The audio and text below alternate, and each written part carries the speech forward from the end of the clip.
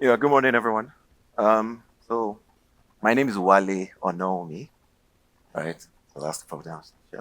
Yes. So I'm here to talk about regulated blockchain, and it's a concept we've sort of coined at Zone, and how we believe strongly that is the future of payments infrastructure.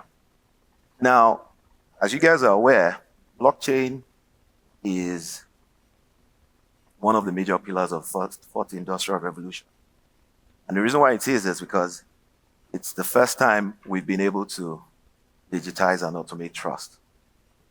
Now, how does that work? The blockchain is about keeping records or data in a decentralized way that ensures that it's immutable and it is transparent. Now, what you can achieve with that is business processes, data, or rules can be encoded onto the blockchain in a pragmatic way, and it is available in a way that every participant can see it, right? And because each participant can see it or counterparty can see it, it allows us to ensure transparency across the participants. And because it's immutable using cryptography, what that also does is that we can trust whatever is on the blockchain. Now, this has enabled the ability to remove trusted intermediaries when it comes to, and this is quite significant. We talk about lower costs, faster transactions, better reliability. So again, these are just fundamental principles or benefits of blockchain over traditional payments you find. However, what we found is as payments is growing in Africa, and when I say growing, we're talking about digital payments, by 2028, we run into billions of, hundreds of billions, right? Either 200 or 300. Fiat payments are still a significant chunk of that, growing at roughly 12%. But then on the flip side, when you look at digital payment, digital currency and crypto, we're just a fraction of that, growing at roughly 8%, right? During the same period. These are the projections. And the question is, with blockchain being such a fantastic infrastructure, a transformative one, why are we not seeing more adoption or a growing rate, a large, faster rate than you would expect with traditional payments? And for us at Zoe, what we believe is that the major contributor of that is a lack of compliance and oversight, right? And what those things sort of lead to is a couple of undesirable effects, like you see on my slide. First one is there's limited interoperability with traditional payment systems or infrastructure. So the question is, why are we not able to leverage the infrastructure that has already been invested in over years for traditional payments or all these kind of payments too? Second one is outright prohibition by regulators. Again, you could call it maybe a lack of understanding or how blockchain can actually benefit regulation, but it's still a thing that is out there. You know, across the continent, adoption of blockchain is still a difficult thing to approach with regulators. And lastly, no consumer protection, low trust with end users. So again, of course, due to some of these events that have made it such that customer trust levels are pretty low. And it's just difficult to, see a future where we can really improve the adoption levels of blockchain. Now, what we've done at Zone is to say, why not envision a system that is able to tackle this lack of compliance and oversight? Right? What would that system be? And what would that system be that is still fundamentally leveraging the powers of blockchain, right? Which is the fact that it's programmable. We can encode your rules and your logic onto the blockchain. It is transparent. That's a characteristic of blockchain. And it is also immutable, which means whatever it is you put there remains what it is, right? So that's introducing what we call regulated blockchain. Now, you ask me, what is a regulated blockchain? A regulated blockchain is one that leverages those characteristics I just talked about. Programmability, transparency, immutability, right? and does that in a way to ensure that whatever is placed on the blockchain, which are the digital assets and applications, are transparent and compliant. So we'll get to what compliance means, but that is one of the things that is important to regulators, compliance. And the regulators have the oversight that's required. So again, a regulated blockchain will be compliant. What does this mean? The assets and the applications would be compliant with the regulation. Second thing is, the services and the service providers will be approved by the regulators. And lastly, because of the transparency of the blockchain, it will be monitored and it can be observed.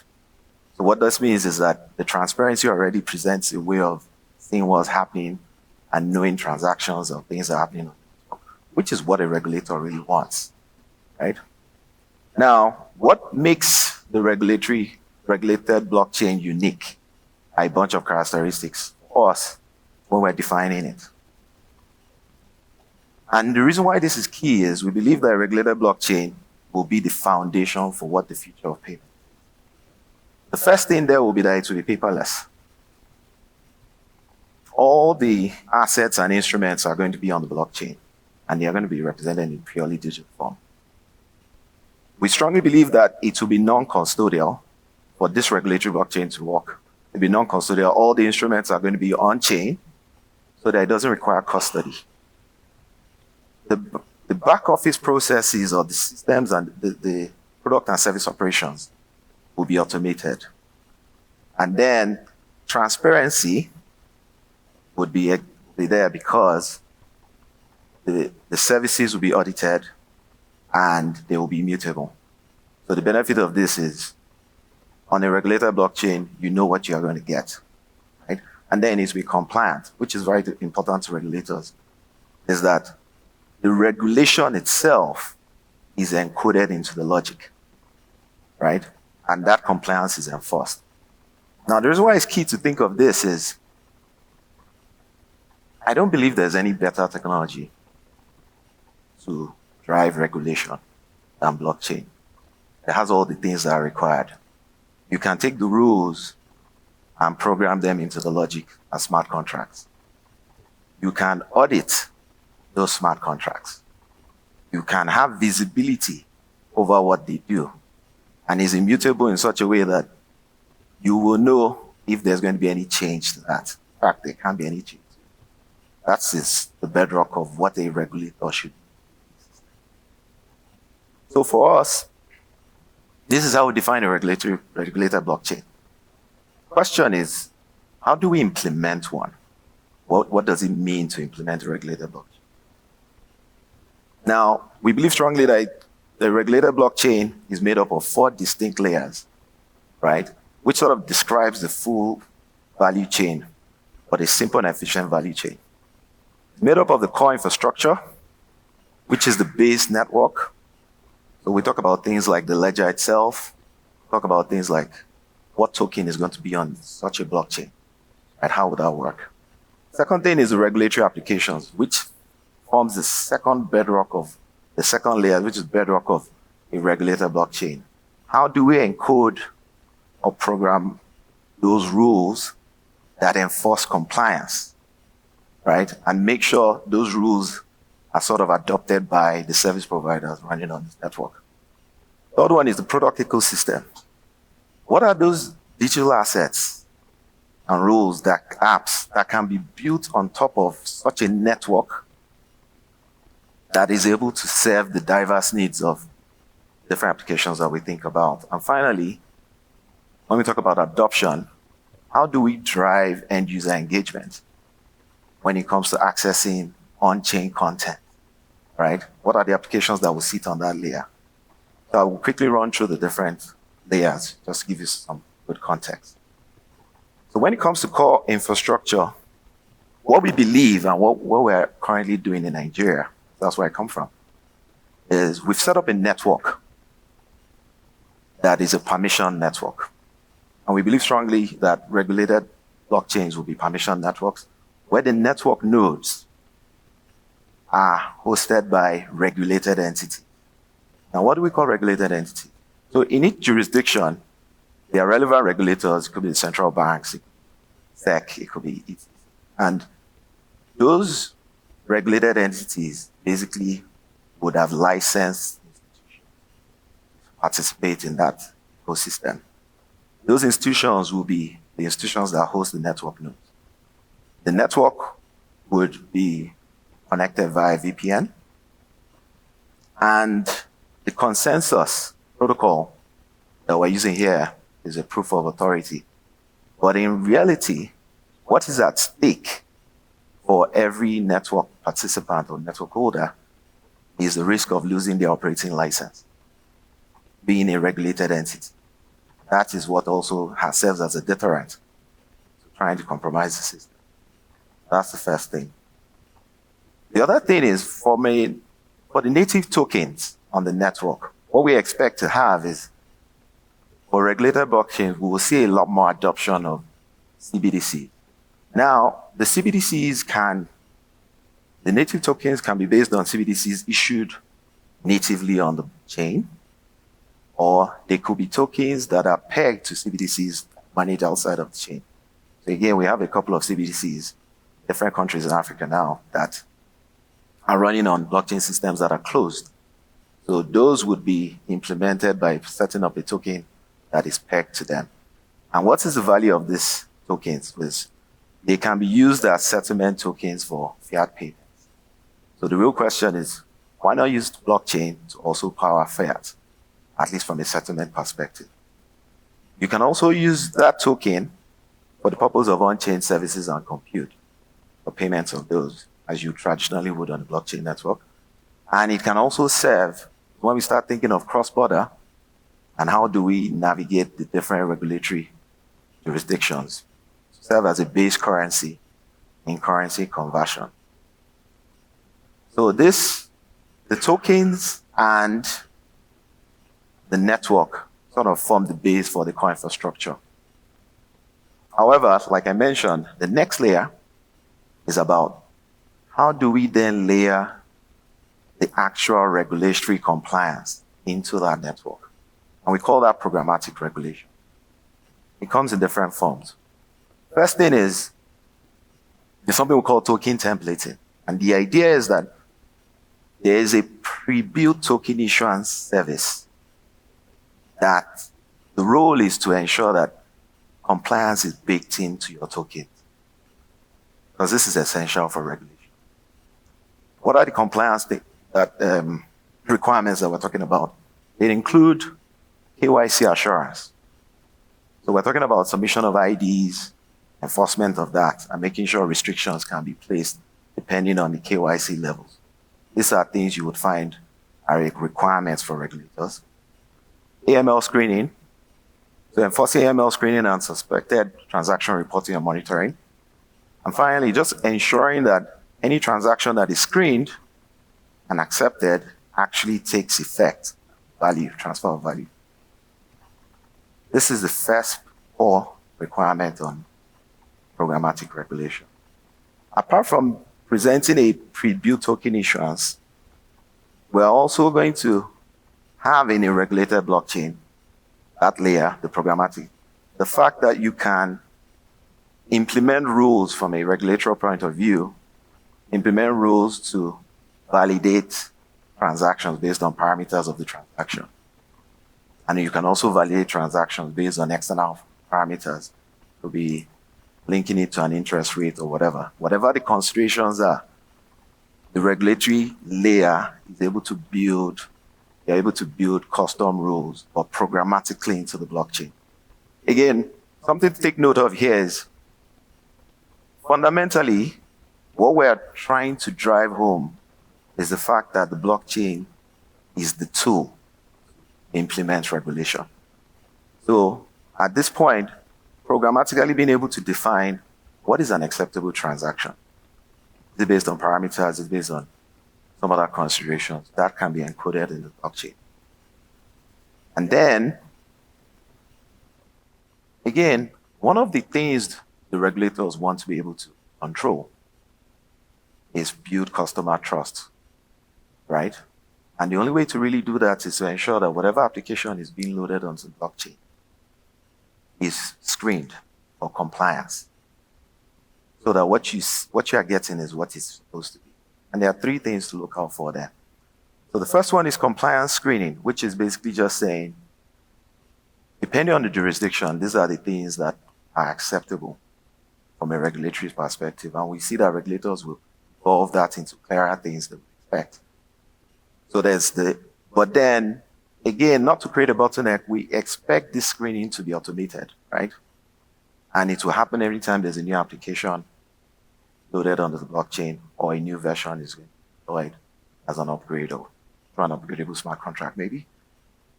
The other thing, of course, you would expect typically with your smart contract audit will be security screening. Make sure those applications don't bring in any unintended, malicious code base. And then finally, very key and important to regulators will be the integrity screening, which is confirming that what you've described as your product offering is what is captured in the smart contract. This is also very essential. And these three things, from token templating, transaction screening, and application screening, form the bedrock of the regulatory layer in the regulated blockchain. Now, moving on to the product ecosystem. The question is, what are the services and the service providers that will be able to benefit from such a network as a regulated blockchain that has compliance built in as a de facto layer? Now, what we see is that because it is regulated, the applications are a lot more diverse, as you can see here. And the idea is because you can then look at tokenizing digital assets, right? And digital assets can range from a bunch of different things. So, of course, like I mentioned before, CBDCs, stable coins on such a network. But you can also do interesting things like equity securities. So we're talking about company shares can be tokenized and traded. And the reason why there's comfort in doing that, again, is because the blockchain is regulated and has regulatory insight and compliance. Of course, you guys are aware you can always do physical asset tokens, which in a way is about achieving fractional ownership of physical assets and being able to trade that, right? Which improves liquidity. Think about it. And then, of course, you can actually also onboard crypto tokens. And the idea behind it is to enable a way to drive holding and trading of crypto with compliance in mind, right? So again, what we see is from a digital assets perspective, we're able to get all these use cases in. And then from an application point of view, what applications do we then see layered on this blockchain able to leverage the regulated requirement, compliance perspective of this? So with regulated blockchains, we eliminate need for custody. And this really enriches the DeFi ecosystem. We talk about things like lending, savings, payments, trading. These are different opportunities you find. Again, because a lot of the rules and things that drive those adoption are already based on the fact that you have a system that is compliant. And the network can actually take more digital assets and drive adoption, basically. Now,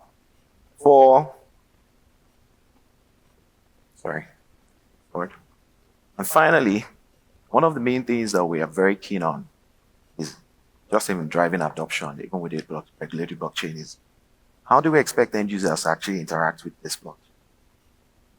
It could form in three forms. It could be graphical, it could be conversational, but it can also be embedded. And this talks about the different applications that will run off-chain to provide access to on-chain content. So talk about wallet applications or payment terminals. Payment terminals, like you guys are conversant with, payment terminals at the point of sales, supermarket, groceries, those would interact directly but they will be provided by end user providers, right? And connect to the on-chain. Personal finance management applications, digital assistants, of course, with LLMs and conversational AIs being a major thing now, we expect to have agents that will be able to interact with such a network. And of course, embedded systems, when we talk about financial management platforms, such as your core banking system, not financial now, we're talking about core systems, core business systems, where it can be embedded into the network. Now, all these 4 layers I've mentioned all form and crystallize into what we call a regulated blockchain, right? A regulated blockchain that is able to reduce risks, right? And the idea is we're using blockchain to power and provide legitimacy that you would get from traditional systems, but leveraging the power of blockchain. Reduce risks, reduce costs, reduce friction. But with the upside of blockchain, increase variety, increase liquidity, increase interoperability. Now, to wrap up, what I would say is, what we realize is that right now, the way blockchain is adopted, it seems like the belief is that blockchain can only excel at payments when there's no regulatory involvement. But that's not exactly true. What we feel is that blockchain is being partially used to its full potential because we haven't even leveraged the fact that blockchain is the most ideal technology to implement regulation. So in Zone, what we've decided is, how do we bet everything on blockchain? Take the entire span of what it takes to deliver payments and digital finance and infrastructure and say, let everything run on blockchain because we believe strongly that's just the future of payments and finance, right? And if that is the case, then let's make sure that whatever is infrastructure that is going to set the pace for blockchain in the nearest future has regulation in part of it. And that's basically what a regulated blockchain is about. Thank you very much. Thank you.